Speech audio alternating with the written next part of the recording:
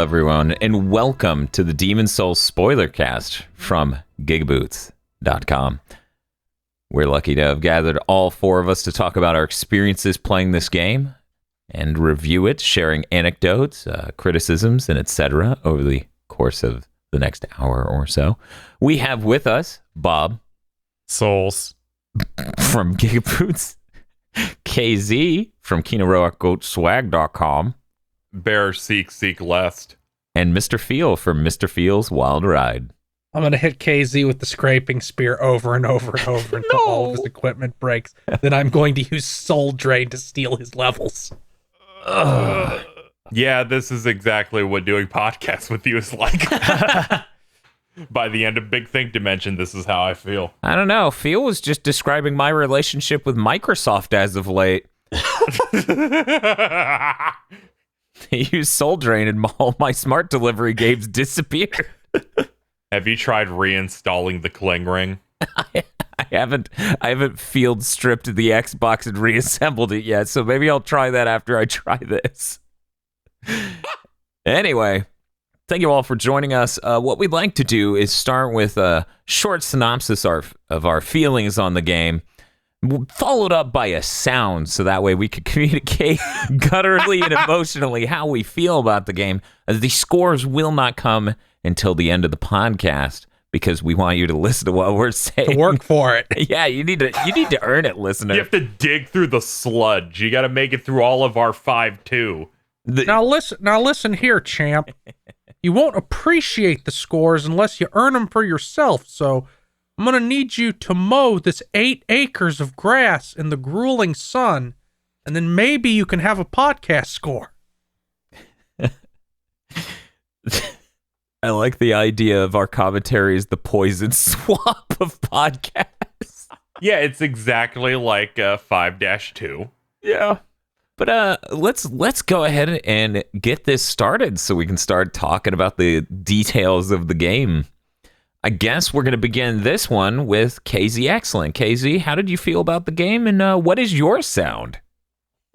I was really excited for this game. I've wanted them to remake Demon's Souls for a while to, one, make it run well, make it look a bit better, and of course, maybe fix some of its problems. Now, I did 2 of those 3 things, and I consider that a win, so I'm going to give it a, Okay. Excellent sound. It communicates a lot of power.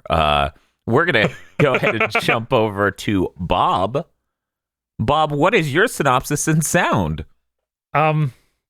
Demon's Souls is the first one of these games, and it really, really shows. I don't know what you're talking about. It does run a whole lot better, and it looks amazing. I'm gonna have to go with a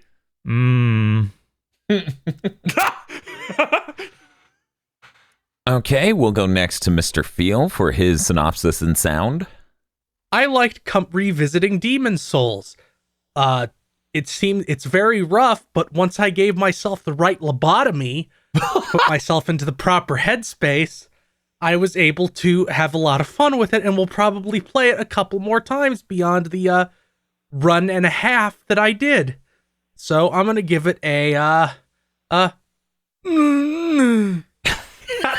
which is the sound that I made as I shoved the ice pick through my skull to make myself enjoy it.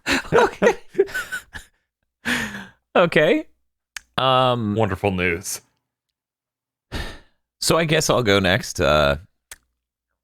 Demon's Souls is my first From Software full Souls-like game that I've played through. I've given small tests to games like Dark Souls 2 and Bloodborne in the past and thought maybe it's not for me. Ladies and gentlemen, I don't need to think anymore. Demon's Souls was of a game. Been waiting a very long time for this moment. I'm really glad I gave the game a chance. I would not take that back. You're just making me think, Dan. When we're in a call together at 4 a.m. and you were playing Star Wars Jedi Fallen Order, mm-hmm. and you were complaining about specific things, you're like, it's doing this and this and this, and I'm like, yeah, those are all mechanics that Dark Souls does. That's just how enemies work. And I'm like, if you don't like this is basically all of what Dark Souls has influenced in the game industry. Yeah. I really. And you said something like, I will never play these games. So I'm glad we made it through. Yeah, for people who are interested in our takes on Star Wars Jedi Fallen Order, we did a spoiler cast and review on that. Definitely worth giving a re-listen, I think. Yeah, I fell through the floor in that. It was funny. But let's talk about how much we played the game, gentlemen. Bob, how many playthroughs, how many characters, how much time in general have you spent with the game? I've gone through the whole game twice as 2 different characters, and I've begun New Game Plus on both of them. Ooh, juicy. New Game Plus is absurdly bad, but we can talk about that later. We can talk about that now. I'm curious about why you think that may be. Sure. New Game Plus makes every enemy so much harder that it's kind of absurd, and you don't have a better payout at all for any of it. So you just lose access to all the good grinding areas for like grass and stuff, and everything's now harder, and you can see no reward. The only reason you do New Game Plus is to get like all the like spells, because you get the boss souls only one time through playthrough, so you have to do it if you want to get all of them. Now, Bob, what sort of person would consume a boss soul in order to progress their levels and stats, only to realize much later, it's me. I did that. I mean, that's a completely valid thing to do, and if Yeah. you're not... I assumed it would be that. There are unique weapons you can craft with those. That would have been neat. There are unique weapons.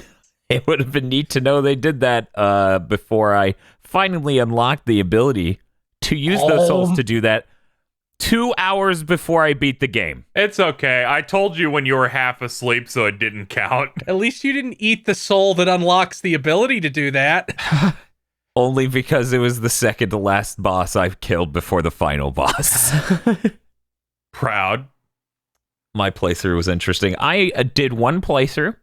It was about 35 hours of playing the game, getting used to certain things about one of these official FromSoft Souls games. And, neatly wrapping the game up, checking out New Game Plus a little bit, closing the box, driving 20 miles, and trading it in. KZ, what was your playtime? How many files did you start? What I like about Dan is if he doesn't fully feel a game, he is incredibly dramatic with either, here's me deleting the game, or I've returned it already. I just needed It's maximum trade-in value. I knew my opinion would never change on this game, and I'm done. I just think it's funny that like Dan squeezed every drop of content out of Miles Morales. Yes. That didn't get taken back. No. I could see myself playing that one more time. I could see that. One time after it doesn't break on you completely. Yeah, presumably they've patched that out, or I won't hit the exact button I did every time that apparently breaks the game. That would help. Yeah, that would help. So, what's your system look like? How long have you been playing? I did one full playthrough with one build, and then I did some of New Game Plus on it, and then realized I just want to play as a completely different type of build, so I did another one, and I got about 80% of the way through, and then we're at the end of the year, so there are other games to play. I can't justify going this hard, so I stopped there. So I basically played it through 2 times. Okay. Feel, what have you done? This is not about the game. Well, I can't say because of liability reasons. Never admit to it. Parody satire. I probably played around 20 hours. I already uninstalled it, so I can't check my time. Also, I had never done like a full magic playthrough, so I did a full magic character the first time, and then the second time, because it always feels you get that brain fucking disease when you play a magic character in a Souls game. You get the brain disease. It's like, and this isn't the game's fault. It's a part of the culture surrounding these games. Okay. Or it goes, you didn't really beat it. You used magic. you didn't contend with being up in the boss's asshole with a sword and having to roll This is a to Dark Souls. avoid things. Well, that's the difference here is if you beat it, you've done it. Anyone who says different depending on your build are genuine bad people who should go to jail. Yeah, but that doesn't stop my brain from saying it to me. I think that Sorry, you're gonna need to work through this, all right? Those You people are play- insane. Like the people that get mad at you because you're like, you used a dex weapon in Dark Souls. It goes. See, it's not that it's just you circumvented the. You cheat my brain. This is my brain. It's not anybody saying this to me. It's myself. My own internal monologue. It's like you cheated the game and yourself. This is really fucked up because fucking this is a franchise where the grabs are almost always universally broken. Luckily, it wasn't so bad this time because I was able to give myself a lobotomy and go, wait, no.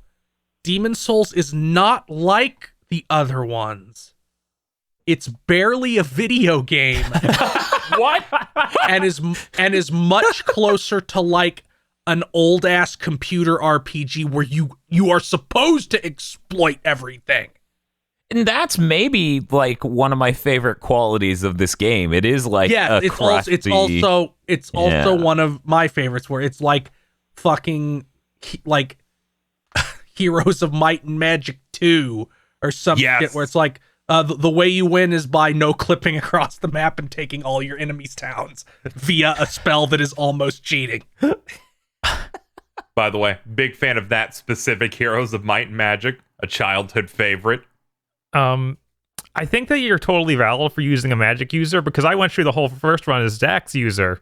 Mhm. And when you hit level like 50 dexterity, you do not get good upgrades ever again.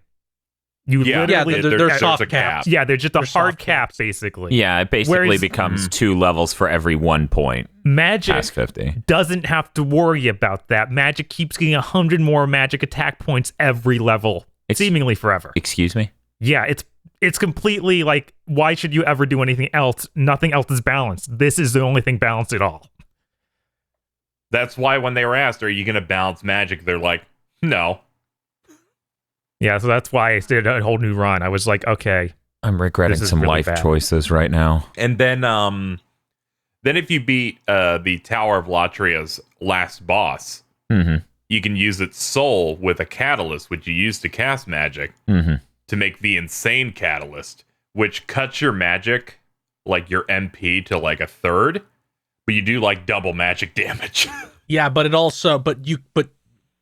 the other use for that soul is also very good because you get to make the nightmare spell homing soul arrow, yeah, which lets you summon the bits from Gundam. Yes, and then they just seek in on enemies. It's really good. Here's something you can do to the final boss of this game that I did it twice to prove that it was possible, and then I'm like, no, this is too far even for my brain damage, where it's like it's fine to exploit things. You can put on the thieves ring, which makes you harder to detect, and the boss will aggro you, and he'll like start walking towards you. He's very cool and strong, and you just stay there, and he forgets you're there. He has Alzheimer's. So he'll turn around and starts walking back to the where he starts. So you just slowly walk up to him, which doesn't trigger him because you're wearing the thieves ring. And then you cast Poison Cloud. And he walks through the Poison Cloud and gets a disease. And his health starts to go down. And you do that over and over and over again, triggering him, shooting him with the Alzheimer's beam. So he forgets you're there. And then just casting Poison Cloud as he walks away. And you can kill the final boss by doing this. Oh my god. I had watched a video that's up where someone went, I wonder if I can beat Demon Souls on PS5 with no equip load, which means they can only wear rings. That's the only thing that they're allowed to wear. They can't even have weapons. Yes. So they figured out if they go to like Flame Lurker, for example, with the Thieves Ring, throw some poison kunais to poison them after 11 and then run back to the front. he forgets he's there, and then he just kind of walks around and starts getting poisoned, and then you just loop it. The thief's ring is very important. It solves a lot of problems. Yeah, that's how I got through the swamp. I just threw on a regenerator ring, the thief ring, and just walked the long way around the whole way. Oh my god! Now, you know the 3 black phantoms at the start of 1-4 who will fuck you up? Yeah, and like the last level, there's like 3 right at the very beginning. Yeah, there's the guy who's supposed to be the Tower Knight, the lady who's supposed to be the Phalanx, and I forget who the third one's supposed to be. Oh, I had no idea that's what they were going for. Oh yeah, the Penetrator. Yeah, that's what it's supposed to be, the human forms of those people because their souls turned into them, which you can tell you couldn't tell in the original. It wasn't very clear. In the new one, Blue Point's like when you kill them, it shows their silhouette as the boss disappears.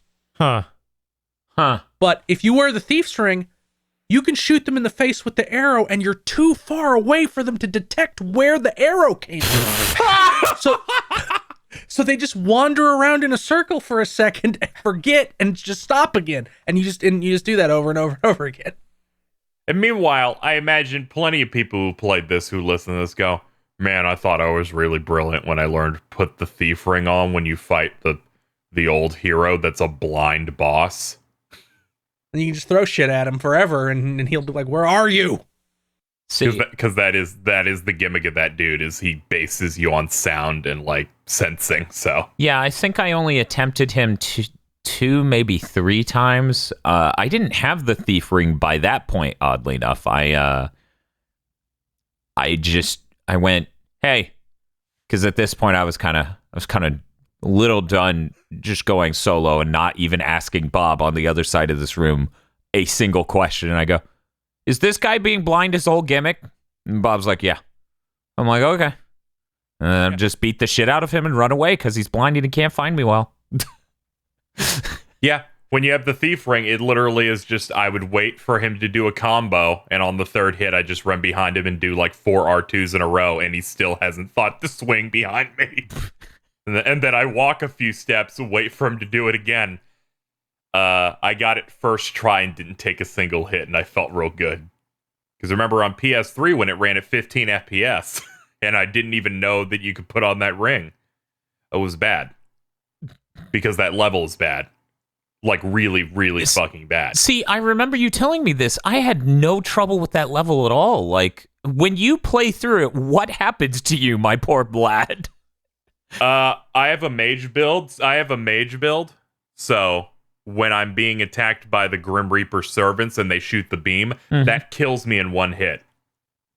I had more health. The only part of that level that kept getting me, and it got me like 4 times before I finally perfected my approach.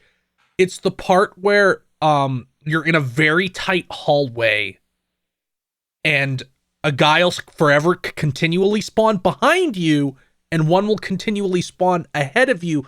And at the end of that hallway, right around the left corner, is the Grim Reaper. Yeah. I think that was the thing that kept me from doing it on my first go. I was contending with the dude who's right next to the beginning of that hallway. And I was like, okay, you know what? I'll just run away. Oh, there's a Reaper and I'm low on stamina, so I can't R2 him immediately. Shit. Yeah, there's a couple parts. You know what? I shouldn't have felt bad about using a magic build because there's so many parts in this game specifically, which none of the other games have, where there's so many parts where it's like, yeah, the enemies have fuckloads of magic defense. Eat shit. Like, no.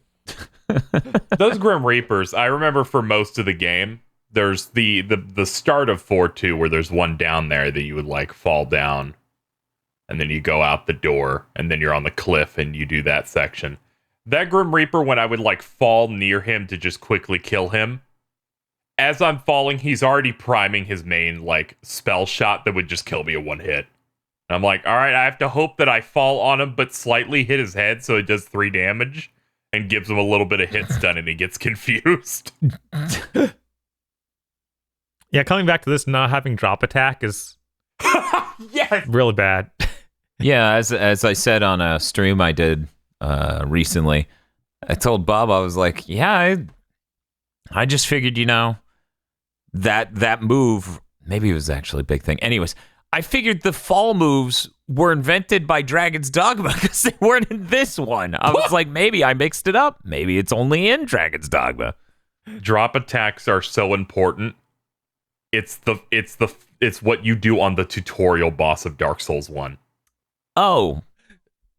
Well, yeah, then. it's like this is how you got The start of Dark Souls 1 is a boss shows up, so you run into a building, and then you go through up, and you reach the top of one, and they're like, hit the fog door and plunge attack on its head, and it cuts that boss's health in half. You can also plunge attack the first real boss, which is a little bit more finicky, but it is they have it set up for you to do it. And then they don't have that as an element of any other boss fight in the game. I was kind of surprised how many like gimmick bosses there are in this, like the Dragon God. It's all of them. It's kind of nuts. Yeah, it's like 80%. There's like a few that are like... I'm trying to I guess Flame Lurker is straightforward. Oh, like the False King. The final boss, and who, by the way, I know Dan has not played these other games, so he has no context. But after playing Dark Souls 1, 2, 3, and Bloodborne, the False King is just adorable. He's like, oh, you're so cute. You think any of these things are going to hit me? I honestly That's so adorable. Hated him a lot because of his grab. Because the grab doesn't seem to care about anything. You can be rolling. You have to literally be 20 feet away from him, or else it'll hit you. Yeah, just run away when you see him. Yeah, it's a Souls grab. Yeah, it's real bad. But when I compare him to, I fucking forget his name, the boss of the Ringed City DLC in Dark Souls 3, which was the final boss of the Souls series, who is also like a guy with a sword. Slave Knight Gale. Have not done that part. I've done everything else in Dark Souls 3 except the DLC. Oh, I watched someone stream that like a few weeks ago. Yeah, that shit's funny.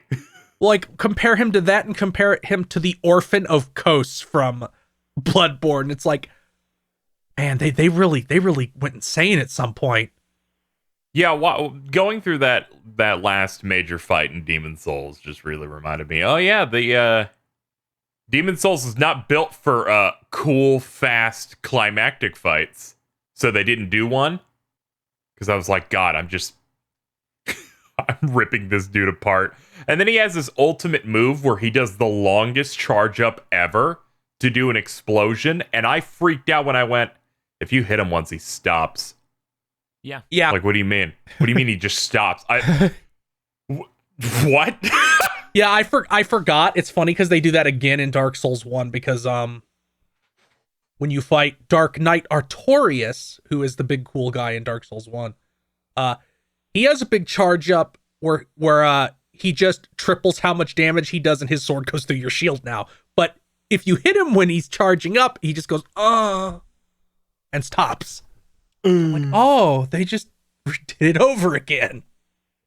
Just how stoppable he was felt kind of nice. Yeah, it's like, what? I'm hitting him and he's flinching and can't do things? Yeah, that kind of threw me off a little bit. I'm like, man, these punishes are pretty easy. But I still liked it because that fight, was cool. He's got that little energy wing thing going. The music's absurd. It's cool and very dramatic, and it wasn't running at 12 frames a second, and the entire screen wasn't constantly shaking because the dragon down below was still alive and making the screen shake because he does that in the original. Oh, yeah, that was also a thing. The explosion move he does, the fucking frame rate on PS3. I bet. It just falls out. I mean, that entire last level is like 15 frames a second on PS3. That's why I always remember I streamed Demon Souls. The streams are dead. I think I did it on like one of those like Twitch sites that completely died esque. Mm-hmm. I remember doing that last level, and ever since then I went, yeah, the end of Demon Souls is the most miserable thing I've ever played in my life. And then I went here and I did it in like 3 runs and had a great time. Yeah, I didn't really hate fighting Old King Elent, but man, he sucked out 3 lives on a really bad run, so then I had to grind for 40 minutes. Like 3 soul levels on a really bad run. I remembered, so, but I can't imagine like being like, oh, I got hit by that shit and lost my levels. I'm like, okay, time to go shoot arrows into a Reaper. Yeah, that's exactly where I would farm up. That's where most of my levels ended up coming from, where I'm like, all right, I'm just going to drop down and just kill this Reaper over and over again.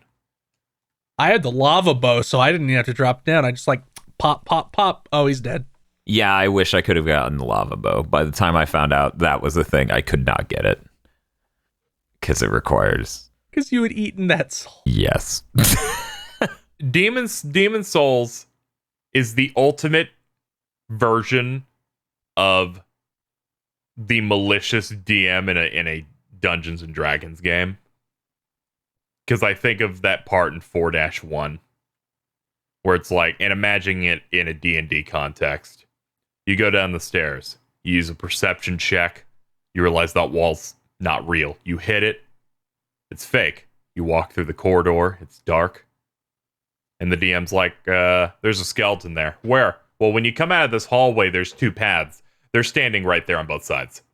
Now, CKZ, that's still not as bad as some of the shit they do later on in the series.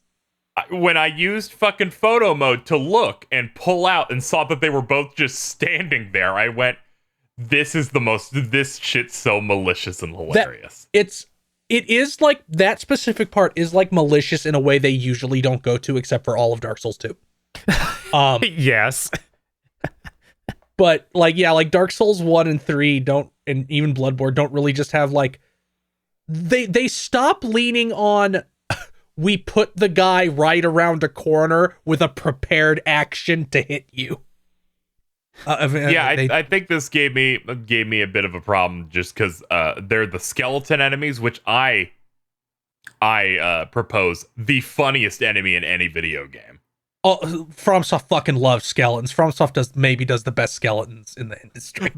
These specifically, because you start this first level of Shrine of Storms, you see one, you're like, is that a skeleton over there? And then they immediately start rolling at you. Yeah, they do. And you're like, what in the super move? What in the fuck is going on? And they're also naturally faster than you no matter what. So you can't run away from these skeletons. They will catch you. Yeah, they roll faster than you run. So I find them a bit harder to deal with. They're the one enemy where I'm like, don't even hold up the shield. Just kill them. This is the only way this is going to stop. When there are traps that happen to me in Dark Souls like 2 and 3, I'm like, this sucks, but I feel like I could let me just run away. And it's like, yeah, no, no, you can't run away from this. They're faster than you. You can run away all the times in Dark Souls 2 where it's like, should have looked up. Here's 6 guys. Mm-hmm. I would like to inform Dan, who probably doesn't know, that they're still rolling skeletons in Dark Souls 1. They literally are made of a wheel. They're pretty good. Wheel skeletons. That's like a boor. Wheel, and inside the wheel, there's a head. Yeah, and sometimes they drop a shield that is a wheel, and I think lets you move like them. That's pretty good. Well, we'll talk about the skeletons. I actually, like, after figuring them out, they were easier than most of the other enemies for me. Yes. Because you just block them, they run into you with the roll, and then they start doing a really slow swing, so you just walk behind them and stab them. It's like, okay. Yeah. So I just parried them after that. It's just, there are some situations where you're, like, not ready, and you're like, oh, fuck, there's more than one. Now it's all bad. Yeah, and I can't... Now my stamina just shattered. Yeah, then there's... I'm a mage, so 2 hits is my max. And with them being like 2 of them is the worst you have to deal with most of the time. It's like, yeah, no, Dark Souls 2 is to be like, 6 guys. If you hit them all at once, your weapon probably is going to break. Yeah. Yeah, Dark Souls 2 did have that fucking problem. Fuck that game. Yeah, no, that game Dark Souls 2 had it really good because it's like, okay, weapons would break faster in that game compared to all the other ones, Dan. But then people played it on PC or played the version, I think Scholar the First Sin, the re-release, also Surely did they this, fixed it by then. I sure hope they fixed it where the frame rate doubled, which means the amount of time your weapon impacts on something is more, which means the weapon broke faster. Yep. Because there were more frames of it being hit. Yeah. Yep. So I would use like a great sword, and after killing 4 enemies, I went, this is going to break 10 more enemies from now. Yeah, I have to assume the re-release fixed that, but playing it on PC at the time, it was really funny. Yeah, it was Like, rough. It basically made like all the katanas unusable, because that's always their trade-off in these games, is that the katanas are really good if you have a dex build, but they're really fragile, which is why if you kill, there's like a weeb in this game, and one of the things he drops if you kill him is a ring that makes your equipment degrade less quickly. So this game has a world tendency. Psychotic. Which depends on how you perform in the game. So if you die as a human a lot, in worlds, the world tendency becomes black, which makes the game harder but gives you better drops in situations. Where if it's white, you get less stuff, but it's a little easier. As I said, I had some issues with 4-2 and a little bit of 4-1 because I went way too early. And as a result, I hit pure black. And I think the funniest part of pure black world tendency in World 4, the very first checkpoint you come out of it, there's Satsuki, the samurai man. He immediately starts running from the background as soon as you teleport into 4-1. He is already beginning the fight. Yeah, he just like runs at you. And he's pretty hard. Yeah. See, Dan, there's all these NPCs in the world that a lot of them only show up on pure white, and they have some sort of quest attached to them. Yes, I've usually. heard. In pure black, they're there as a black phantom and only are there to kill you. I was surprised killing their Black Phantom does not kill them. Nope. Like you can take it all the way to white, and then they're there. I actually engaged with the system a lot because I got every single ring in the game because I that was one of the trophies, and I wanted to explore more of this game, and I felt like the trophies are a good way to understand what you're supposed to do to get more content. In most games, yeah. Yeah. Yeah, So I took a fully pure black, pure white, every world. Wow. That system's terrible. I'm really glad it never comes back. I really like the idea of world tendency, but like Bob said, the way let's try and visualize Elden Ring here. Okay. No. Try and perceive it. Let's say you have let's say you have like a Skyrim-esque game, or let's say more like Dragon's Dogma. A world tendency type system is neat when you have reasons to revisit areas. Like it's an actual like RPG. Mm-hmm.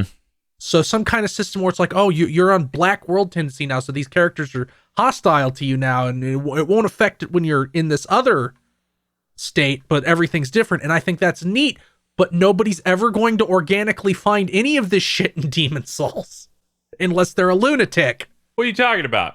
You go and you fight the dragon god, but to the left side at the start, there's a giant sword blocked by wreckage. You wouldn't think that if you upgraded world tendency to white, the wreckage would despawn. No. Yeah, and that's how there's at least one of those in every one of these worlds where it just despawns or something at random. And a door opens, it just opens. And I only discovered that because of a message from someone online where I ran to the end of a tunnel in the fucking mines at like 2-2, and the online message just goes, "This wouldn't be here on white tendency." I'm like, are you fucking serious? Yeah. And it's like, well, what's the easiest way to get white tendency? Well, every time you beat a boss, climb up to the top of the nexus and throw yourself off the ledge and splatter on the ground, because dying in body form lowers your world tendency. So if you just always kill yourself in the nexus, you'll never lose world tendency. Yep. Yeah, this seemed to be like their system they wanted to do to, one, change the world, make you play it more, but also, I think the main thing, make you engage with online more. Because the whole thing is just, I got pure white world tendency in World 2 by getting a friend to be like, I'm gonna need you to spawn in and let me murder you brutally 3 times in a row. Yeah, And they it- did. Blue and then point. and then I got my big sword. Blue Point, I think you guys did an admirable job here. You should have been at least one bit less respectful and just included items you could get that changed your fucking world tendency. yeah, because right now it's still like if you get to the end of the game and Mhm. don't have online connection, it's really hard to move your world tendency positive again. You can't. I don't know. Yeah, you yeah, can't be it's basically invaded when every boss impossible. is dead. Yeah, When every boss is dead in a level, you can no longer be invaded. Like, I was watching a video how to get the Penetrator's armor. Now, Dan, that wasn't in the original game. To get the Penetrator's armor, you need to take 26 ceramic coins, which are new items hidden in the most psychotic places imaginable, that are only in the fractured mode that flip everything, and only in pure white and pure black. You need 26. There's 13, meaning you cannot get it until the end of New Game Plus at the earliest. ugh. I'm glad people who enjoy this game get things like that. Yeah, this is just, it was a follow-up to their Shadow of the Colossus thing, where that also, Blue Point added coins to it to add an extra mystery that people could find. Yeah. But my point was, so the guide says kill yourself in the Nexus every time, and then and get them all on the white ones, get all the white coins. Then farm the stones that give you your body back, and eat them, and just keep killing yourself until you're pure black, and then get the ones on pure black. Yeah. Can That's I what I have say- to do for the ring stuff? Can I say this is literally the most miserable game to farm shit in I've ever goddamn played? Like, I don't just mean like hard to get items. I mean materials for crafting. I basically felt like I died as a human being player. Like I was just dead to the world. The moment I found out this thing I threw my materials in, the damage doesn't scale up with how slow it swings. I'm fucked. Oh yeah. This is like I said, this one has the most weapons. They're like, no, that's just bad. Yeah, What's wrong with you? Why did you upgrade that? All the other ones, at worst, you'll be nothing is unusable in the future games the way it fucking is in this. Like I said, I got the bastard. I fell for the bastard sword meme, where it's like this swings so slowly and sucks shit. Like, I played Dark Souls 3, and I remember one playthrough I went Dex, and I picked up in the very first, proper level in that, the high wall, I picked up a rapier. And I used it the entire game, and it did really good damage throughout. But this game, that isn't always a guarantee. Another thing in this game is that none of the others. This game has so many tight hallways where if you're using a big weapon, it's like, yes. fuck you. Bonk! Yeah. Yes. That Yeah. fucking scene in Final Fantasy VII Remake. Yeah, I'm pretty sure in our Final Fantasy VII Spoilercast, I said Cloud got Dark Souls.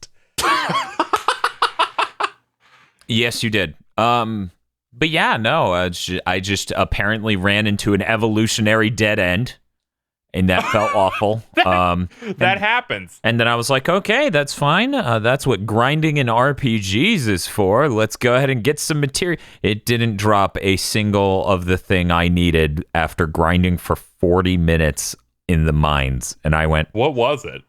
it was like, you know how every material has like 3 different tiers and then the pure or whatever? Shard, large shard, chunk. It wasn't chunk, and it wasn't the lowest one. It was like a middle tier of hard or something. Large. Oh, yeah. Yeah.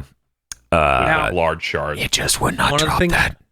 One of the things Dark Souls 1 does, and I forget if they do it in any of the others or if they just completely worked out the kinks with that stuff. Dark Souls 1 lets you break down things into the lower tier. Into like 3 of the lower tier. Yeah. So if you give like a guy You're a chunk fucking- in Dark oh. Souls 1, he'll Yeah. spit out 3 large shards. Oh, that would have Despite saved the fact that we'd like to make fun of all the things they never fix, like grabs, The camera. yeah, stuff like that.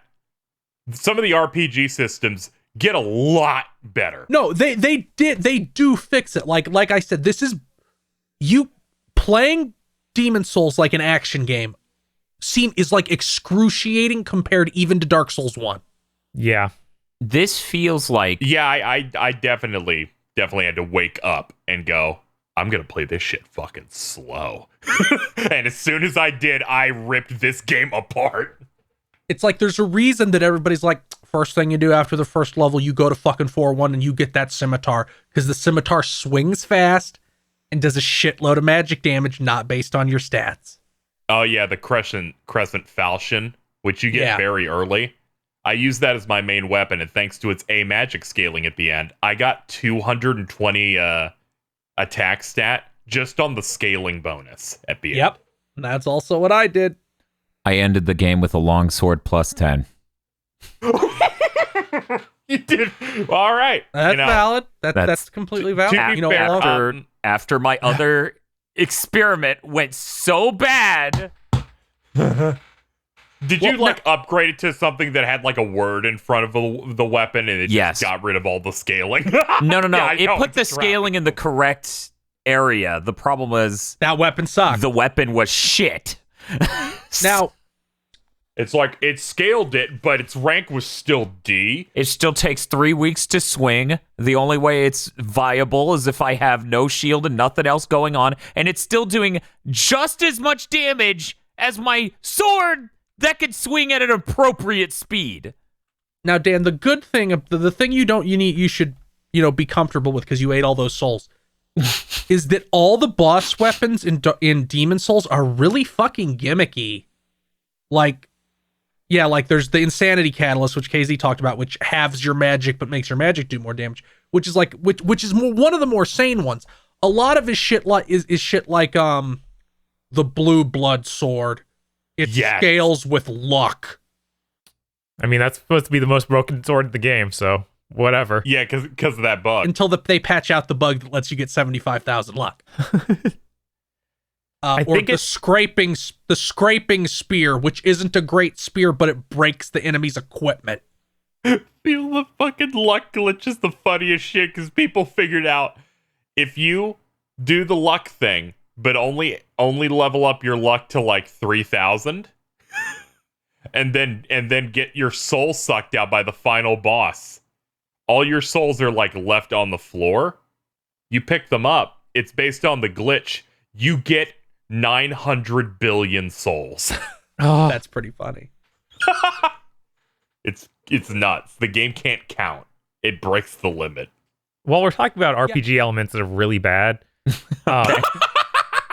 you basically feel like you never get armor in this game. With my Dex character, I was wearing the armor I started with to the end of the game. Yeah, same. Yeah, this game is this game doesn't like really have upgrades so much, like even compared to Dark Souls 1 again. Like you're not going to upgrade class sets. It has class sets, but no, there's a couple non-class sets, but like if you have low endurance, if you're not leveling endurance up real high, you're not going to find like an equally light set that's better. Yeah. And then there's no real advantage to wearing a mage outfit, because there's no bonuses from that help magic damage or anything to that effect. So my second character, my magic character, ended up near the end of their game just wearing the full set I was wearing is my Dex character. When I played, because I did start to realize, the only sets in the game are the starting class sets, depending on which character you picked. They just show you where they died in the world. And then you pick up their whole set. There's 3 other sets that aren't like that based on NPCs. So as a magic character, my sets were the starting one, some digital deluxe looking thing they added for free, yurt set in the prison, which is the full armor with the big spike helmet, and then I just used Garl's armor at the end, and I'm like, my quip load, I had to up endurance as a mage really high. Yeah, there's 25 sets, not counting the penetrator, because nobody's ever gonna fucking get that. The weird thing is they took out character sex. They just said, okay, it's body type now. They didn't unlock all the outfits for each body type, so there's still sex locked armors, but now it's just even weirder because it's body type locked. Yeah, like the knight armor for the female body type is not as good. It looks nothing like the cover armor. And the Ancient King set, which you can get if you kill a hidden guy, which you know how you kill that, how Astrava gives you that key and then dies, and you have to fight him as a Black Phantom literally seconds before the final boss. If you go back, Dan, to that Red Knight in 1-1, I won't, but that I know, but well, I know because you don't have the fucking game. It's anymore. at the GameStop. Of course it won't. But if you did it, that key unlocks a door, and a guy made of stone walks out and is like, "I'm gonna test you," and the test is to like reduce like 10% of his health. He's like, "Oh, you're a fucking Chad. Have this big cool sword that is the counterpart to the final boss's sword," and and when you get the final boss's sword at the very end, you can actually take it to the blacksmith and fuse both of them into a super soul sword. Yeah, I've been trying to do that, but New Game Plus is stupid and unbalanced, so I can't do it. But if you decide to kill him, if you keep punching his asshole and manage to kill him, he drops his armor, but only guys can wear it. You know, I did that. I was a female character. I didn't even notice I couldn't wear it because it was already so heavy. I didn't even try. oh my god, that's insane. New Game Plus is funny in these games. I think this might be the worst one of it, obviously, because it's the oldest one. But it runs on the exact same rules where the enemies get harder, Bob. But they keep getting harder each run and cap at 7. New Game Plus 7. I think Demon Souls is only 5. Oh, okay. I saw a bunch of people saying 7. I think that it's unfair to say it's fine that it's broken because it's old, because like this is not the first game with New Game Plus. New Game Plus has been a thing since Chrono Trigger. Yeah. So it's insane that they got this wrong this fast. No, I didn't mean it was like it's okay that it's bad. It's just like, yeah, we've been there. It's been wrong for like over 10 years. You know, the funny thing is Dark Souls 2's New Game Plus is really close to interesting, but then they just gave up. What? Because you know the spider boss in Dark Souls 2? Yes. On New Game Plus, he climbs up over the cliff before you get to that boss and starts taking swings at you. And any damage you deal to him carries over to that boss fight. But that's the only thing in all of New Game Plus like that. They tried once. Yeah, well, New Game Plus also had different enemy layouts in Dark Souls 2, and no other game tried to do that, which was disappointing. Yeah, they should really invest in doing that sort of thing. That makes it a lot more interesting than higher attack values. That's what I want in every New Game Plus of like every game. I'm like, oh, you have a New Game Plus, and then they're like, all right, we will design areas or change things up based on you played this before. We will not just make it the exact same as you come in here super powered and bulked up. Yeah, Dark Souls 2 even had like special phantoms that were in places. Even Dark Souls 3 didn't do that. What the fuck? Yeah. Dark Souls 2 is still really janky, but I played that first, so none of the bad parts bother me as much as other people, it will. I'm like, whatever, my first game had the Shrine of Amala. I've already been trained. Don't fucking talk about the Shrine of Amala. Context, Dan, that's the worst level they've ever made in any of their games. I actually assumed that immediately based on your tone. Now, Dan, imagine. I'll paint the picture. All right, good. Imagine 5-2. Okay. Yes, I knew it. It's a straight line, so there's no way to circumvent anything. It is it's not a straight line, but it's a path that you cannot deviate from because everything off the path is deep water that kills you instantly. You just fall in. There are spellcasters that can see you from halfway across the map and will spam homing soul arrow forever. Oh, and there's other enemies, by the way. Those mages aren't the only enemies. Why would they be the only enemies? Yeah, I'll never finish Dark Souls 2, I don't think. Yeah, that's like the second to last area in the main game. Yeah, it is. That's cool. Talking about level design, I think some of the areas in Demon Souls are really neat, but they're probably like 15% of the game. I think a lot of the design of, the upper area of Latria? I'm trying to remember the names correctly. The Tower of Latria. Yeah, the Tower of Latria has some neat parts to it, but It is so enormously Everything looks long, the same. and it's so samey after a while. Yeah, it feels like there's so much room for improvement with the level design in this game, and it's Now, kind of nuts. Dan, this might make you laugh. Mm. FromSoft is so aware that the Tower of Latria is the best level in Demon Souls that when they revealed Bloodborne, they were like, yeah, we just based how it looks and feels entirely on that one level. Yeah. You can Oh, tell yeah, because in that game, for a third of the game, you're getting lost because it all looks exactly the fucking same. Mm-hmm. But it is that the one that's closest to all the Cthulhu stuff and Yeah. has those guys. Mm-hmm. Yeah. I'm gonna forget if I don't mention it now. Tower of Latria's last level, before you fight the boss that's meant to be someone who invades you every time.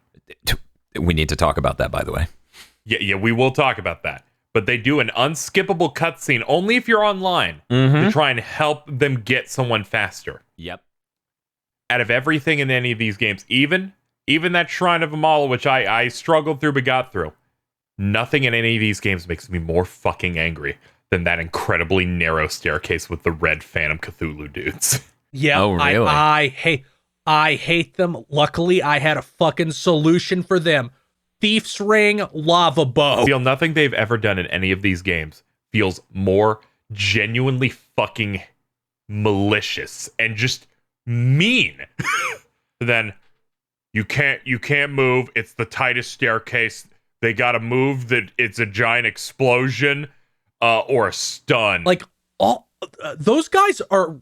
I remembered them from because the last time I played this game, which was also the first time, was in April of 2013. It was 2 weeks before Dark Souls 2 came out because I played Dark Souls 1. Then I was like, well, it's a month until Dark Souls 2 comes out, so I'll play Demon Souls.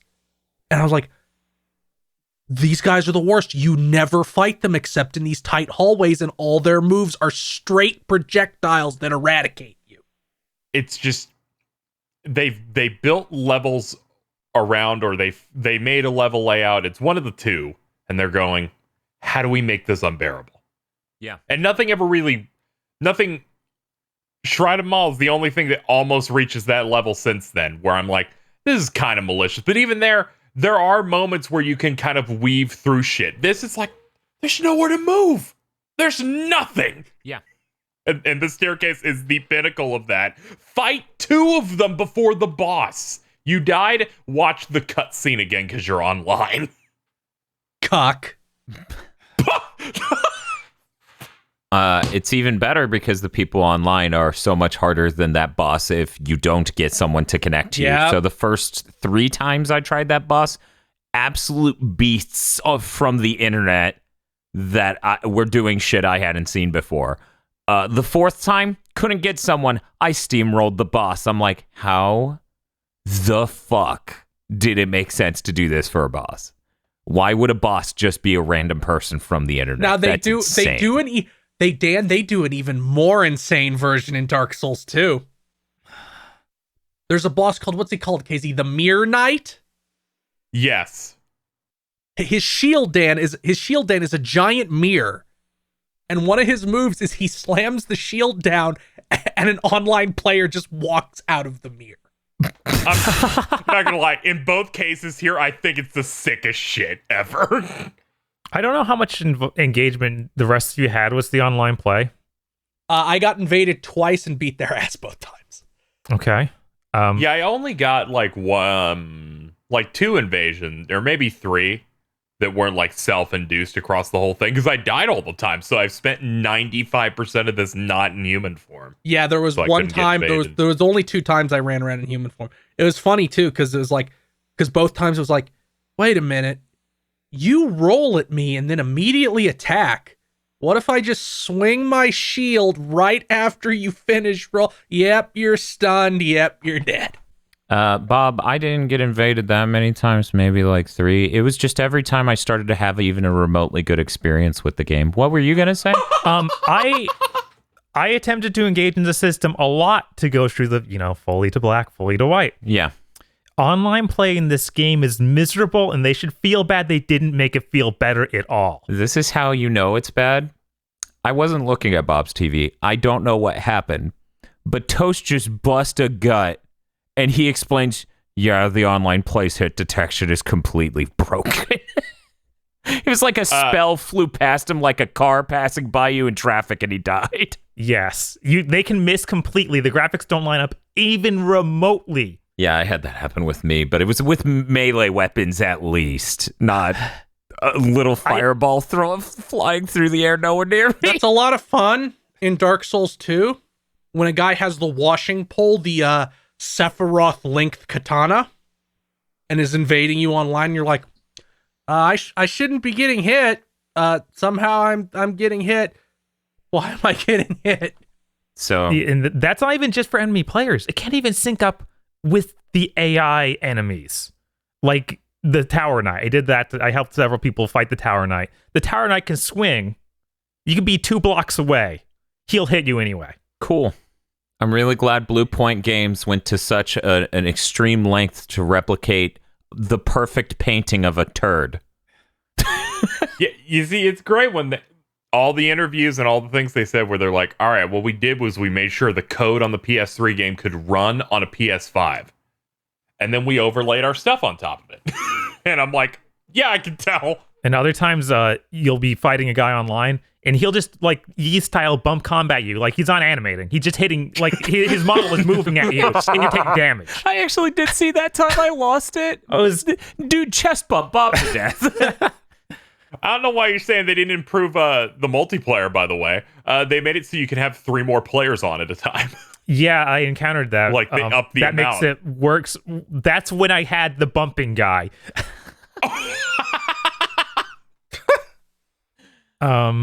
Yeah, they should. This is the remake of Ease. They shouldn't have done that. No, it can't even handle 2 people. Why did they add more? As the person said earlier, I got invaded every time I started feeling remotely positive about the game. Yeah, I don't think it should have online. I think that there are lots of neat ideas here in Demon's Souls with online gameplay, and maybe all of them are related to not interacting directly with people. Like all the messages on the ground and the ghosts and stuff. That's neat. Yeah. I've been of that mind where I'm like, man, maybe they should have just never had the online functionality of invasions or PvP or any of that. But they kept the messages, they kept the bloodstains, so that they could have the cool online functionality that does make the game genuinely better and interesting when signs on the ground tell you that, yes, this is the safe spot before the dragon's fire will hit the ground. And on top of that, they don't have to nerf all the cool stuff in the game in later games. Because they're like magic and PvP. I would like them to, they can keep that shit in if they do it more like they did in Dark Souls 2. Because in Dark Souls 2, there's a couple areas that are optional. You don't have to do them to beat the game. And at the very start of that area, there's a fucking horrible little dwarf. He's terrible. I hate him. But he's like, do you want to guard the clock tower? Or the bell tower? It's a bell tower. Like, you want to guard the bell tower? And you say, sure, I'll fucking guard the bell tower. And he gives you a ring. And actually, I think Dark Souls 1 and 3 also have this sort of thing, but it's not as big a deal in those. It's not as big a deal in those. Or you put on this ring and you're just playing the game, and every once in a while say, somebody's trying to go through the bell tower, and it'll spawn you in as a phantom to kill them.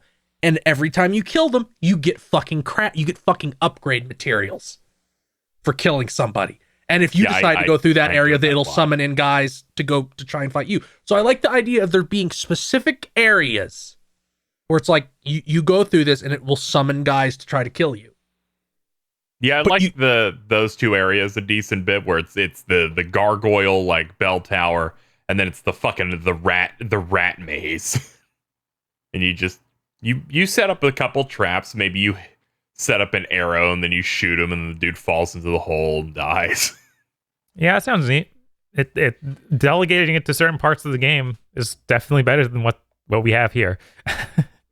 Yeah. So I'm trying to figure out an analogy for this. The best way I can think of it is like, hey, Mega Man 8 came out, right? People were like, oh, this is pretty solid. It's different from 7. And, 6 was really polished.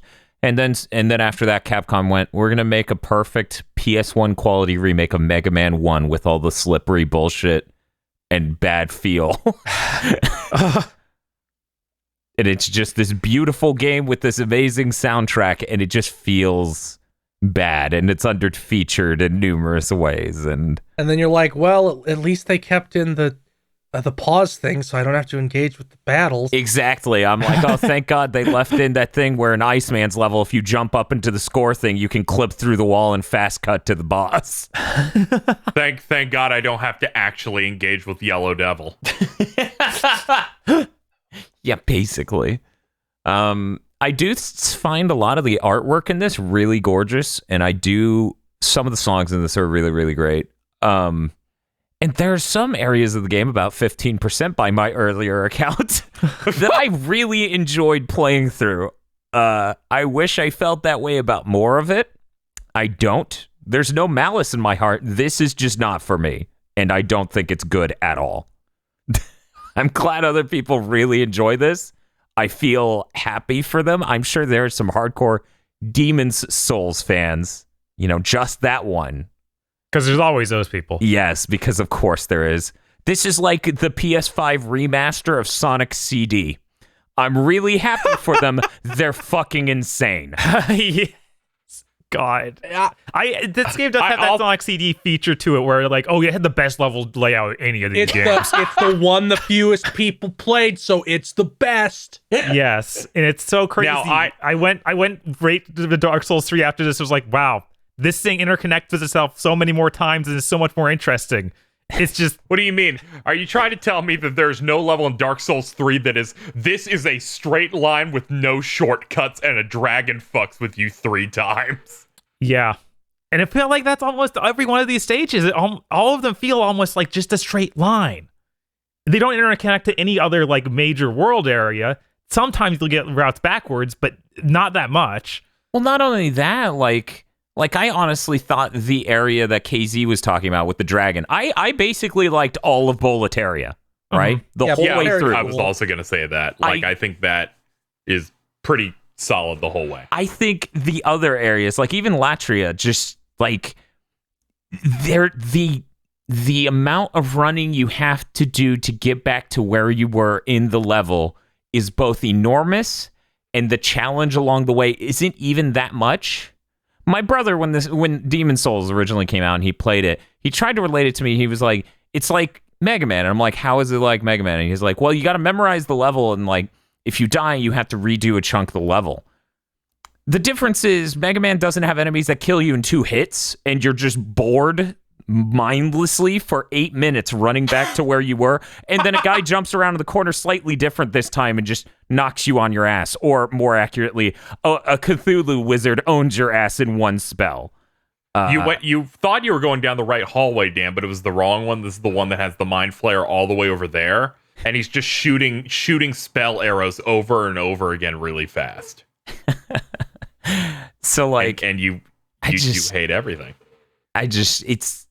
It's not very fun to play most of these areas. I feel like if it looped back in on itself more and the art design was more varied, maybe that there was a moderate level of challenge instead of no challenge or shitloads of challenge. Because most of the challenges, did your ass get jumped? You're dead. That is. Yeah. It doesn't feel like... And even in Dark Souls 1, they balanced this out more. Yeah, the only warpers in this game being boss battles really doesn't work well, because then that means, oh yeah, you're going to be running all the way back to that, no matter how far it is and how boring it is to do that run. Yeah. Yeah. What is everyone's favorite level? Like, for me, it's Boletaria by a fucking mile. Everyone else is like, we don't have one. This game sucks. Were you not paying attention? I'm thinking about it. I like 1-3 a decent bit. Boletaria's like third area that has the penetrator in it. Because one, that boss looks dope and sick, and they added like a cool like red effect to his sword, and it's really neat. Yeah. But the concept of fat assholes taunting you, running away, and closing doors is hilarious. It was pretty good. Yes. That's when the game feels most put together. Yes. Yes, absolutely. Yeah, I enjoyed that level a bit. Not counting the boss. I like Latria's second level a lot, where you go up to 2 towers and take out some dudes to drop chains to make a giant heart fall out. Yeah, that so was you can cool. open the boss door. Yes, that feels really cool.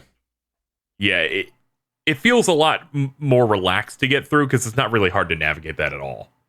Then they have like some horror enemies in it. It's weird that Latria Part 2 is like that, and Latria Part 1 is the exact opposite, where it's like every hallway's the exact same, and there's like 100 different stairways.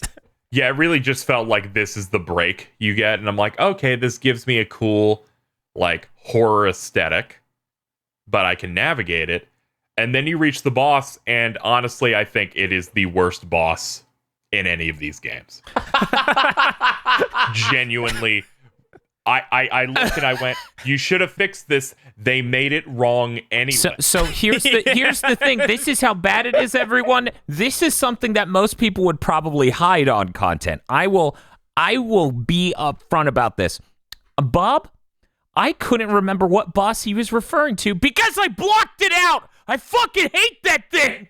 The Man-Eater is gorgeous. The Man-Eater is the biggest turd in a video game I've seen any time recently. The dude's T-posing, flying all over the place, clipping through the bridge, killing me in 2 hits. I look up strategies. I'm like, what's the strategy? And they're like, hump this circular surface because he'll get confused and punch past you. Hopefully you have enough openings before the second guy shows up to also punch you in the back of the head. And I'm like, oh my God. And as I'm going through this hell, I am finding out this fucking weapon that I spent incredibly hard to find materials upgrading isn't gonna save me. Nothing will. I'm gonna be honest. This was the thing I was most excited about. I'm like, there's gonna be some boss that's gonna break him. And as I played that boss, I went, this will break him. It's just because the last. if it could break the camera, it can break you. That's the last boss I fought. Like I fought it as late as I possibly could, and by that part, I was so huge. So much magic damage. Good for you on that asshole. sword. It's like, oh, it only takes like 5 hits to kill him with this sword. Every time I play one of these, what 5? Duh, I finished that game and nothing I got could have done that. Every time I play one of these games, I always end up finding myself on the one YouTuber that runs one of those Dark Souls wikis, fucking Fextra, yeah. And I'm like, please help me. It happens every time, whether it's Neo or any of these Souls games. And this leveling man will explain to me what the fuck, because I needed to understand what the fuck is the Man-Eater doing. I've forgotten how bad this is. And he goes, you got to be careful, because once it reaches 20% health, another one comes in. And I'm like, okay. It spawned halfway in. Yeah. Why are you lying to me? Yeah, no, it wasn't 20% at all. The fucking dude just shows up after a while. This is how bad that fight was for me. At one point, he just started flying V formations, never touching the ground. I'm like, dude, you're wasting time. The second guy's going to show up, fucking land. No, he flies from this side of the bridge, right above the ground, and then flies to the opposite of that side of the bridge. And he did that 6 times in a row. I like when he lands on top of the statue so you can't possibly reach him. I have to give Dan an aneurysm now. No. This is something I read years ago about this specific fight. Where it's just like, well, Demon Souls, this is something they lost in the later games. Demon Souls taught me that even a knight always has to have a bow.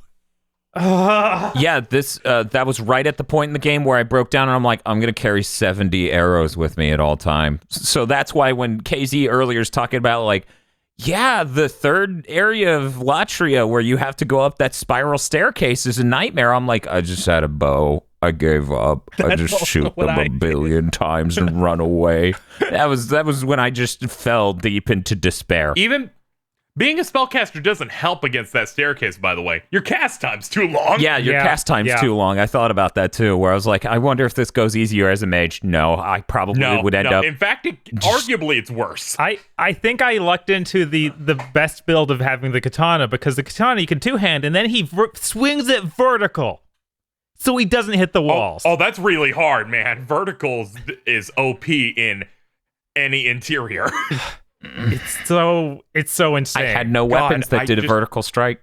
Not one. That fucking man-eater, Dan. I had one really good run. And he knocks me over and I'm on the edge and I'm like, fine, I'm going to roll to the right as I'm getting up.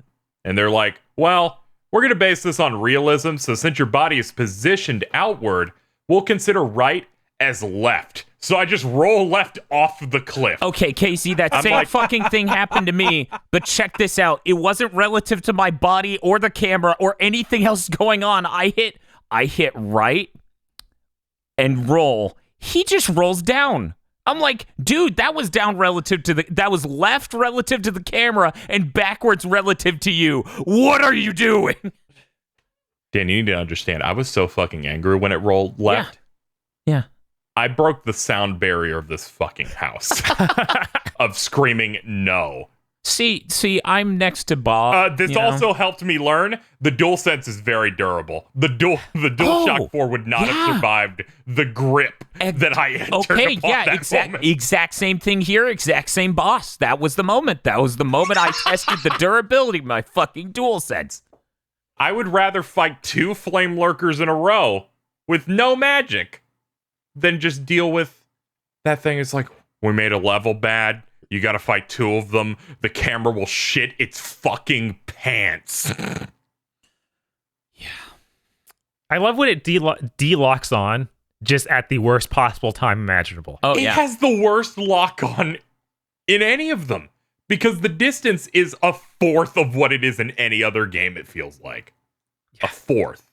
Yeah, so you'll be holding your shield up and trying to walk away from them. And then, he did his attack causes him to go backwards a little bit first. So you de-lock on him, you turn around, and he hits you in the back. Then you have to turn off that thing in the settings that makes it so if you hit the lock-on button, it then turns your character around for a quick turn. Because you'll constantly lock onto something that's closing in on you, but the distance for the lock-on's so fucking short that it didn't lock on, so you just turned around, and now they're running toward you and stabbing you in the back because... Yeah, I found as a spellcaster is you're mashing the R3 button constantly, hoping that they'll lock on for you. It typically won't do it anywhere near where you want it to. Yes. It was surreal coming from some of the best experiences I've had in gaming in a while, at least for like my neglected 3D platformer loving ass. A nice bar of quality in terms of game design, jumping from Astro to Demon Souls remake. Yeah. We were trying to talk about our favorite level. Yeah, that's right. We were doing that at one point. I'm sorry. I talked about my favorite level, and it had my least favorite boss, maybe in all of video games ever. That's totally fair. That's totally fair. He's a really good candidate. He's the 24-hit Shade Man of fucking Demon Souls. God, he is. Yeah, 2 of them. Shade Man at least usually works in those level layouts. Another Shade Man shows up. Shade Man would often just hang out at the top and get stuck, and it's just like, well, we got to re-roll the Mega Man Maker level.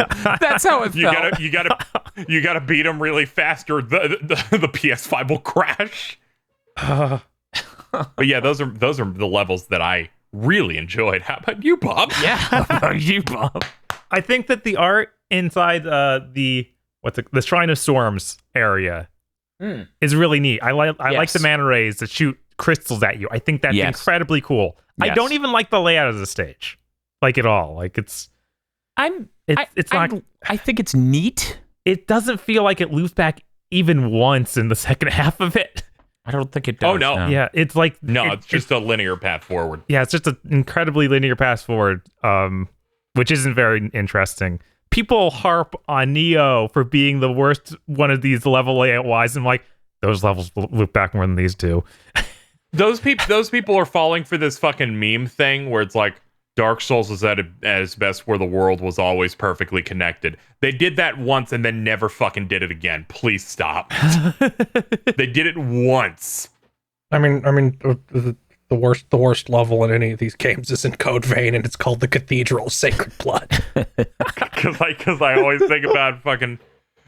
I played Dark Souls 2 first when it was new on PS3, which also was kind of an L because good lord, on PS3 it ran really bad. Yeah, that is an L. But I remember all the discourse was like, Miyazaki was making this game, it will all loop back perfectly. and then Bloodborne and Dark Souls 3 came out, and I went and didn't do that. Hey guys, what happened? what happened? I thought this was the major corner, and they're like, no, it's fine. Bloodborne did it more than 3, but even 3 didn't fucking do it. 3 was like, Yeah, but even then, Bloodborne still just has whatever. Just teleport to the fucking level hub. Yeah. But I think the art style for that stuff is really neat. The rolling skeletons, the giant manta rays. Yes. It's really cool stuff. Honestly, I'm more positive on that level than you. I think that's probably my second favorite level. The beginning of last boss is really good too. Like, I love that entire idea. Yeah, I think it's neat. The Stormblade. Yeah. I think it's neat. It's definitely one of the most gimmicky bosses in this game, full of gimmick bosses. It's like it and Dragon God comparing for, you want to see cool shit and feel like you did it? Yeah, Dan, this is what FromSoft thinks set pieces are. They're not wrong. This does feel a little Resistance 2. It does. talking about Resistance 2. Oh my god! Just, like, how did you get there? Well, check this out. In the level we were just talking about, you need to go get the cool sword, and when you swing the cool southern sword, the enemies get owned. In Resistance 2, you go get the cool gun. Yeah, very much in the same way. You get to the boss area, the giant rocket launcher sitting there ready for you to pick it up. And you get to do the boss fight with that rocket launcher. But yeah, I think it's really... That's like the end of Resident Evil. I think it's neat. I want to imagine fighting the Storm King, but then you max out your base. Because the sound design, when that big one comes in and starts hitting you, it's already like... I fought that boss in the lamest way imaginable. Of course you did, because you're a criminal and should be jailed. I stood between the wall of the house and the stone wall so none of them could hit me, and sometimes I stuck my head out and shot arrows straight up. God, you suck. You really did lobotomize yourself. So, like, that level, I had my audio chain, the cool headset and DAC thing. Holy shit, dude, that honestly, sound-wise, was most of the hype during that. Just the... Yeah. I'm like, oh, fuck, this is cool as shit! They make you really fucking feel it. Yeah. I think Blue Point did an awesome job on the audio in this game, and the art looks great in many cases. I actually did have mild performance issues, like with frame rate. Like, it was hitching a couple times in a couple different areas. Yeah, it seems like it does that sometimes, and then it clears up for seemingly no reason, just as fast as it came. Yeah, I was talking to a programmer friend of mine, and she seems to attribute it somewhat to putting your PS5 in rest mode. I'm not sure if that's the case, but I thought I would get to this spoiler cast to talk about it a bit to see if anyone else experienced a little bit of hitching. Yeah, it was mostly after I disputed it up from rest mode, so it's possible. Yes, I also noticed that, I think. I don't remember anything of hitching at all. There was one time it hitched that I remember very clearly. I was running to release Bior. Ah, yes. Who? So I was running Bior. I was running from 1-3 to where he is before the Tower Knight was. Oh, that guy, yeah. And it hitched really hard when I was running back. I had to watch the tutorial video for that was from the original Demon's Souls. So seeing that direct comparison was like, whoa. But what do you mean Latria was just brick texture? The whole thing is just one brick texture repeated. Oh no. That was a bit of a mess. I looked up like an old guide for like dealing with 4-2, and they're like, the way we deal with it is we run off the side and land on a very, very small rock geometry that's on a wall. And I'm like, that's not in the remake. They didn't put that. This is a mess. Well, gentlemen, it's been over an hour of talking about this game. Yeah. Are there any last tangents you would like to get into before we wrap things up? I feel bad for anyone who has played this for the first time and made the mistake of releasing Yurt in the Tower of Latria. and not immediately imme- stabbing him in the back 40 times. because he's the NPC that will literally start killing people in the hub. I wanted to talk about that. Wait. That's where Patches went? Yep, apparently. Yeah, the first one he kills is Patches. Oh my god. Yeah. If you release the dude that's in the cage who's like, let me out, and he has the badass armor, he will just slowly start killing most of everyone inside there. So That you let him out, motherfucker and then you immediately murder him. Yeah, every single time you go back to the Nexus after you have him, he will kill another NPC. Eventually, I think he kills the Maiden of Black. I hate that this is how Dan has to learn Patches died due to you. So I have a story related to that too. Oh, good. I- This is what we need. I didn't know that Yurt did that. I left him in my town. I go save that guy we were just talking about, the one that's helps you in the penetrator fight. Oh, yeah. So I save him. I go do one more thing before going to the penetrator fight to get the trophy for him helping you. He doesn't help because he's dead. I have no idea why. Yeah. Oh, no.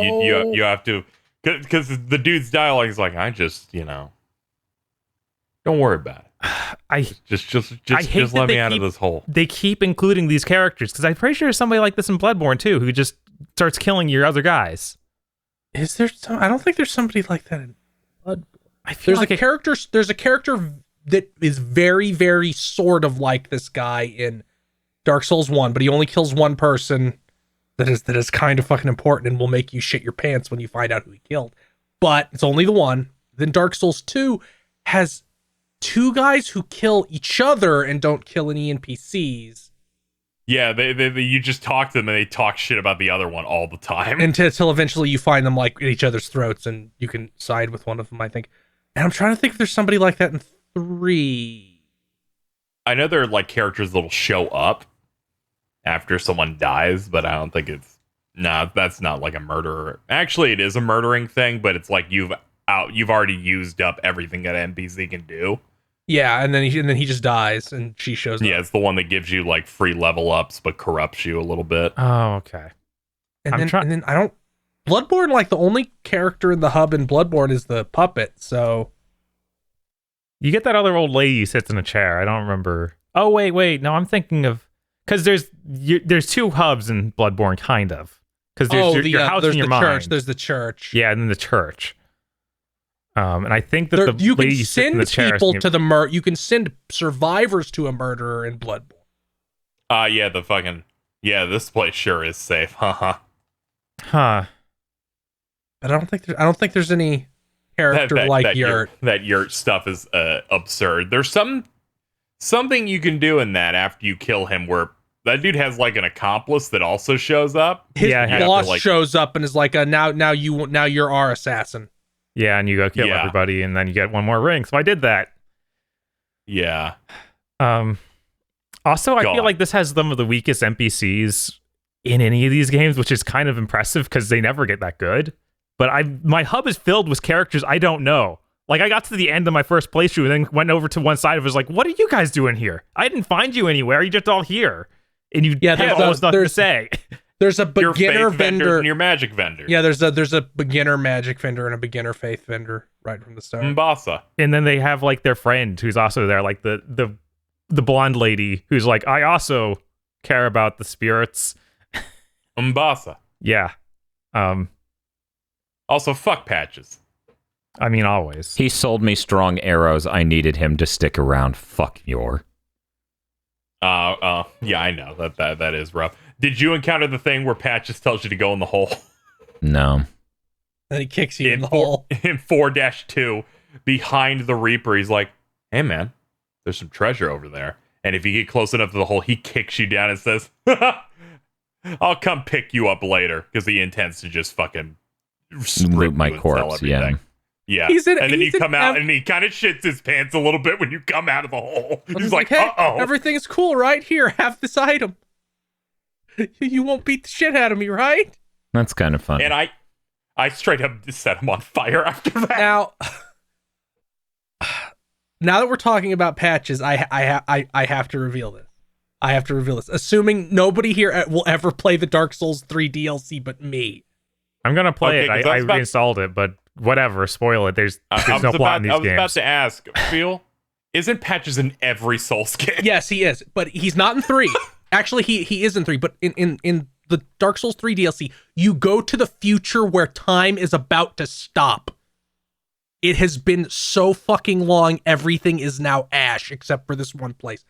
And there's a character who's like, I don't remember who I am. I wish I could just remember. And if you don't solve his unbelievably esoteric quest, he just dies. He goes crazy and dies. Because that's how Dark Souls works. Yes. If you do restore his memory, he's like, oh, thank you, I remember who I am. And then you get a little bit further in the DLC, and you approach a ledge, and a cutscene happens, and he kicks you off the ledge.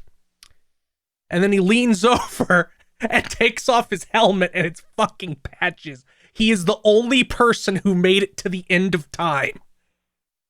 Yeah, that checks out. Yeah, I mean, I'm gonna be honest, that's based. he And it's shows funny up. because this time he kicks you down a hole that is actually a shortcut through the level.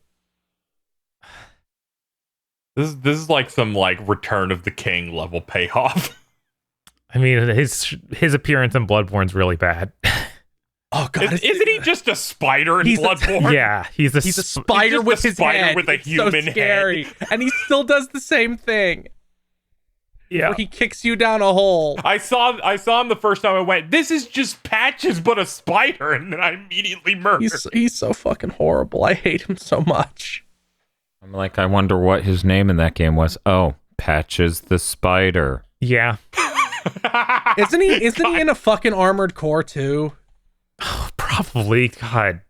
Is he a Metal Wolf Chaos? Oh, he's Patch the Good Luck in a Armored Core 4 Answer for the PS3 and 360. I can't wait to see him in Elden Ring. Yeah. He's gonna be a ring in that one, and it's gonna have his head on it. He'll He's not talk to you. He's not in Sekiro, but I bet he'll be in. if they should've ever get put him that in DLC out. Sekiro. They should have. Didn't they say they weren't doing anything for Sekiro? Yeah, I think they did. They put out the Game of the Year edition content, which at first they pinned as the Stadia content, but just came out to everything. You can go to your bonfires now and just fight any boss in the game. Any other tangents, gentlemen?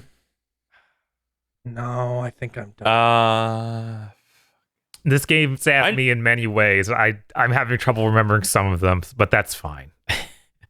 I enjoyed a lot of the bosses in this throughout, where once I realized that it has to be more of a slow play style and not a modern Souls play style of running really fast, going super hard all the time, and playing it like a more fast-paced action thing, because that's where the direction they went. I ended up having more fun with it, because a lot of those bosses are a lot slower. And I started having a lot more fun with it. What finally taught me to play slow was I played through 5-2 in the Valley of Defilement. And I died near the end and went, okay, that was 20 minutes. Let's do it again, but slower. And then I got through it. Does anybody like 5? Any part of the fifth level? I like the boss of the 5-3. That was the swamp, right? Yeah, it was swamp. Yeah. I like the part where I put on a regenerator ring and a thief ring and just walked my ass the long way around through the swamp. That's funny. Yeah, I like the 5-3 boss a decent bit, where you have to fight the maid Sam? and her Or Sam. yeah, and Garl Vinland, who is just on a narrow cliff and it's like, come at me. And I I'm just like, carried no. him over and over again. See, I went, no, I'm not going to come at you. I'm going to stand on that ledge over there and shoot arrows. Yeah, I at know. her You play over and the over. game the worst way in every boss They fight. give you I'm aware of They it. gave you a trophy for that. It's valid. Yes, they did. And then I still died in that boss because I was like, well, this isn't very far. I'll just roll off and go get it. And like, oh no, this is the abortion pit. All the fetuses are dragging me in. No! Yep. Nothing is funnier than when I was in 5-1, I roll through an area and there's 50 rats in front of me. One hits me and it goes, plagued. Yep.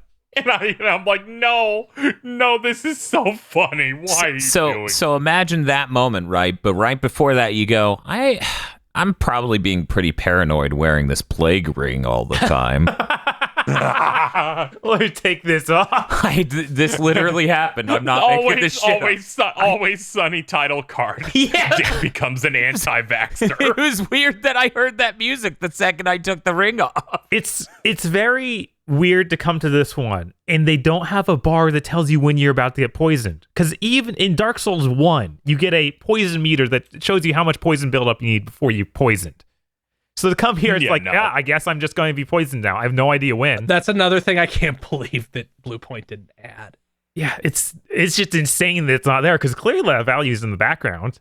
You're building up poison because it takes so long to get poisoned in the swamp. Same with all these stats. They're clearly so afraid of like changing the gameplay stuff in these that'll make people angry that they just don't do anything at all. Yeah. And I probably would have made somebody upset, but screw them. Yeah. Yeah. I mean, people got mad that Monster Hunter World showed you the damage numbers you're doing. Yeah. There were some fucking meltdowns on that. It was crazy. They maybe just in the future include, hey, modernize mode where we try and fix this game, and then your stupid mode over there. Your stupid dipshit mode. They should that altar you go up to pay 25k souls to make NPCs forgive you and activate fractured mode. There should have been one that said, respect your fucking character. Yeah, I can't believe they didn't put that in there as one of the things you could do. That's insane.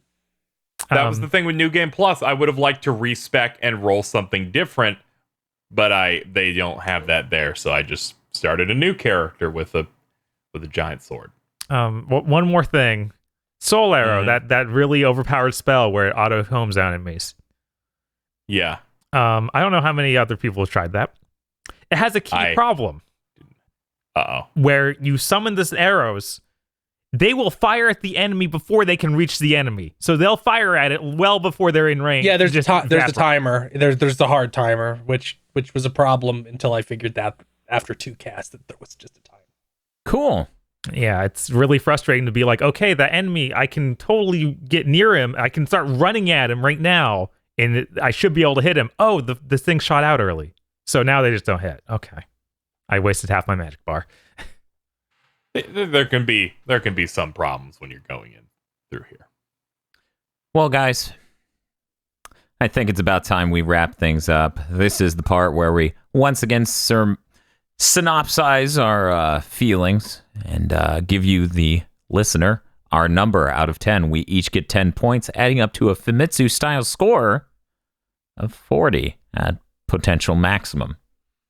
Or every review if we were actually Famitsu. Every game that's made in America is great. This is our Nintendogs. Demon Souls is GigaBoots Nintendogs? We're going to start with KZ.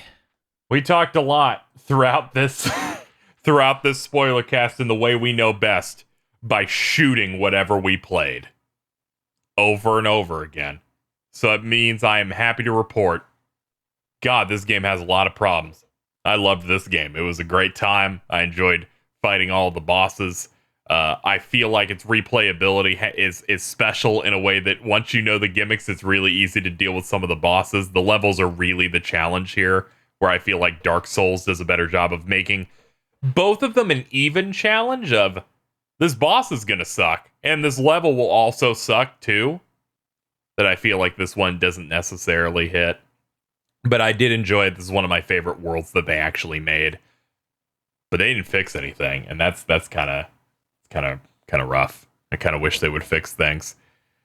Yeah, it's not as good as some of my favorites like Dark Souls 3, and I gotta be real. I'll give it a 7.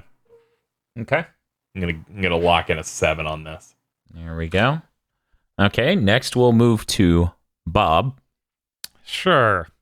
I think this game is enhanced a lot by what they did was all the fixing of the visuals and making it run well. But this game telegraph anything. This game is still like really rough. I think the fact New Game Plus is basically impossible really hurts the game for me. Like I get to the fire spider boss, I can't beat it because it's gonna kill me instantly. And I don't feel like I have an avenue to level up. So and you just don't get hit. And what's the problem, Pop? yeah, that's all. Don't take I'm damage. thinking you might in fact be a beta cuck, Bob. And I have all sorts of problems like that throughout the game, and feel like it's just you'd be better served playing almost any other Souls game. Like I like those a lot more. This is I guess this has to sit at a 5. Okay. I'll go next. I have not been miserable playing a game for this fucking podcast, Spoilercast thing that we do since Jedi Fallen Order, and you might notice a through line then. Oh no! I knew this would happen! This is genuinely miserable. I am mostly just confused that people can enjoy this as much as I hear they do. It's terrible as an RPG because grinding is an absolute nightmare, and yet it's not an MMO, so it's not getting money out of me for doing it. It's terrible as an action game because the hit detection feels fucking awful. I really don't like any of the level design, but there are some really beautiful things, and the music is exceptional. The production quality is unassailable. The frame rate's pretty fucking solid except for those few hitches I was talking about. But I fucking hate this game. I really genuinely do. I don't understand how you extract joy out of it, but, people are free to do that. I think it's a fucking turd. I'm going to give this functional, beautiful, fantastic sounding turd a 4 out of 10 because I never want to fucking see it again, but I guess it didn't crash, and I guess it literally wasn't 100 hours of human misery. There was 15% of a really great experience somewhere in there. Ugh. Dan, I'm dying. You put the number in the spreadsheet before you said it, so I felt like I was shot with like a fucking like a dart. See, there's a complex balancing act, right? with I find some parts of the storytelling really neat, and then I find other parts where the story fucked off forever really not neat. I find some of the levels super fun to play through, and then others are literal nightmares. I think some of the songs sound really great, and a lot of it just fades into the background. I think some things look absolutely amazing, and then the whole game just feels really terrible. And I will never forgive it for the time that I held left or right, and he back-rolled, and then relative to the camera, that wasn't the direction either, so I have no idea how I interpreted that. You see, this makes sense. When you played Demon Souls, which you gave a 4, you dealt with the man-eaters. When you played Jedi Fallen Order, which you gave a 5, you saw a cloaked dude who took off his shirt and wielded lightsabers. I was not expecting to like this game less than Jedi Fallen Order. I never would have expected that. That game was broken for you. It was broken, and every character animates like a fucking marionette. Best ally character of 2019, your hitbox in Fallen Order that follows shortly behind you. Follows shortly behind you the whole time. If this was in fact a remake that went and fixed a bunch of stuff and added more quality of life in that way, I'm sure you would have put this a couple of points higher. 100%. But instead, you really did just play From Software's very first Souls game, a 7th gen game from like 2008 or whatever. A gen I'm so fond of. The gen you're so fond of, but with good visuals and good music. Yeah, I mean, it's in there. It's such a complicated. We tricked feeling. you into playing a 7th gen. You did. You absolutely did. I'm like, thank God the PS5's here. I'm never going back. We now go to Mr. Feel for his synopsis and score. So, this game is really rough. Once I lobotomized myself to approach it the same way I would approach Wizardry 7 or something else where it's like, this isn't a real video game. Exploit it as hard as you can. Cheat your way to victory. Scum your way through this game. That's all right. I think it has a lot of things that are neat in concept and implemented very poorly. I definitely hope that Elden Ring has some of the energy of this game in the sense that you can go to many places at the start and you can do asinine things like put on a ring that makes you harder to see and then repeatedly spray poison on the back of the final boss until he just dies and doesn't know what happened because he has Alzheimer's and forgot that you were there. Like I think the energy of just fucking do whatever. Go ahead. If you want to circumvent our game, do it, because FromSoft got very mad at people doing that, which is why they slowly took away every single thing you could do across all these games until we got to Sekiro, where you can do nothing. Yeah. I don't know what you're talking about. You can swim through air in that somehow. Because it's like, we're not gonna let you do, in Dark Souls 1, we're not gonna let you do goofy shit. In Dark Souls 2, we're making magic much worse. In Dark Souls 3, armor doesn't actually provide defense. We're making magic worse yet again. Then in Bloodborne, it's like, you can't block, just roll. But remember, Dan, in each one of these, the game still better than Demon's. Yeah, I think that the Bloodborne one at least took that avenue of, there are a lot of things that can be parried, whereas the parry in this one feels like a trap. It only works on very specific things. Let me explain. This experience with Jedi Fallen Order and Demon Souls here, it's a lot like when you get sick eating clams and you never eat clams again. I don't think I'm going to be giving any others a chance. Please look forward to getting greedy. No. With Dan, KZ, and Phil. Yes. Anyway, I'm giving this a 7. Okay, well, that brings it up to 23 out of 40. It was very close. It just narrowly beat out Fairy Tale, which got a 22, because me and Phil are the only ones that played it, so we each got 20 points to use, and we both gave that an 11. I would have honestly rated this a little higher if the online wasn't so bad. Like, when I started having to interact with that, it dropped a point in my mind. So here's a list of games that are in a similar ballpark, but are ultimately worse than Demon Souls. Astral Chain. Pokemon Sword and Shield. Star Wars Jedi Fallen Order. Weird. Personally, I'm very excited for when we redo Days Gone and see how it compares to Demon Souls. I like how angry Dan was doing his final review there. And then I look, and this game scored 7 points higher than The Last of Us Part 2. Yeah. But I gave it the same score. Right?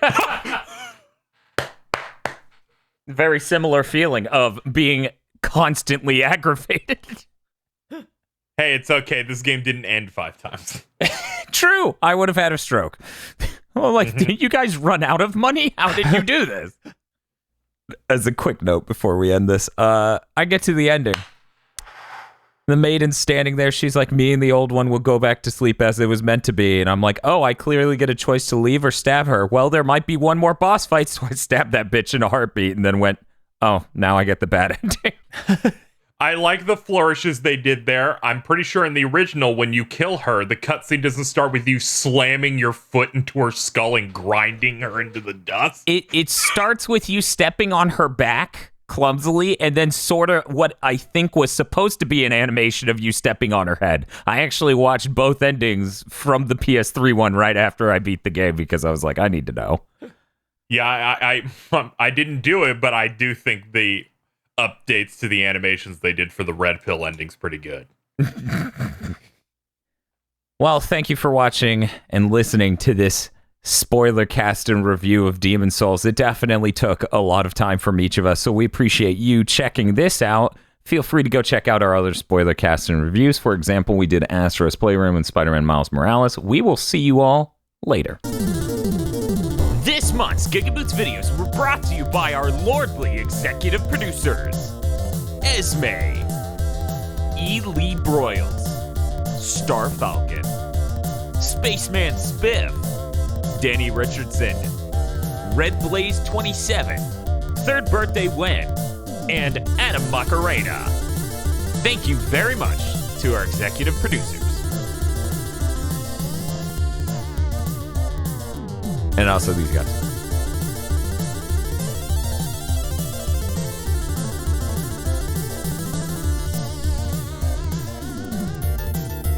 soar on over to patreon.com/GigaBoots and become an executive producer today.